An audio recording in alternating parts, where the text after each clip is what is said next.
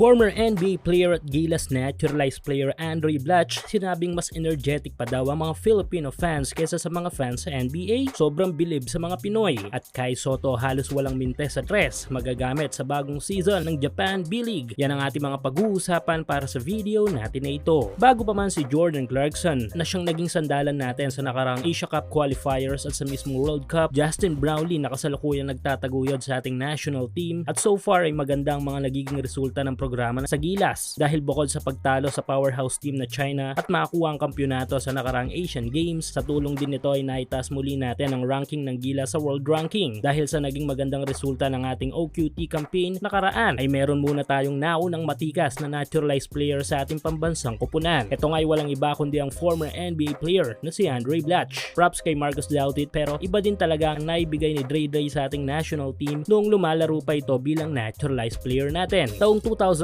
nang mabigyan ng pagkakataon si Blatch na irepresenta ang Pilipinas sa world stage of basketball. Pero hindi nga tayo ipinahiya ng 6'11" big man mula Brooklyn dahil sa unang salang pa lang nito sa Gilas para sa 2014 FIBA World Cup ay hindi na tayo ipinahiya ni Dray. Matapos ang mahigit na 4 na dekada ay sa wakas nakuha na natin ang ating unang panalo sa World Cup kung saan ay tinalo natin noon ang national team ng Senegal sa final score na 81-79. Nag-average si Blatch sa World Cup na yon ng 21.2 points, 13.8 rebounds at 1.6 steals per game. Ilan pa sa maraming naibigay ng mga achievements ni Dray sa ating mga Pinoy ay ang silver medal sa 2015 FIBA Asia Cup Championship at ang gold medal sa 2017 SIBA Championship. Hindi rin matatawaran ang pagmamahal ni Blatch sa ating national team na literal na makikipag-away ito para sa ating bansa. Napatunayan nga yan ni Blatch noong magkaroon ng gulo sa pagitan ng Australia at Gilas sa Philippine Arena na naging dahilan ng pagkakasuspindi pa nito. Fast forward 2019 World Cup ay muling lumaro si Blatch suot ang Gilas jersey. Though hindi naging maganda ang naging resulta ng ating kampanya ay nanatili pa rin saludo ang mga Pinoy fans dito kay Andray. Kahit nga hindi naggilas ay naging aktibo pa rin si Blatch sa pagre-representa sa Pilipinas sa larangan ng basketball dahil sa makailang beses din itong kinukuha ng Strong Group Philippines. At sa naging interview sa kanya ng former NBA player na si Dwight Howard sa isang podcast ay may ilang bagay na ibinahagi ito sa lahat patungkol sa naging experience nito sa Gilas at ito nga ang bahagi ng interview na ito. World Cup with the Philippines my first year.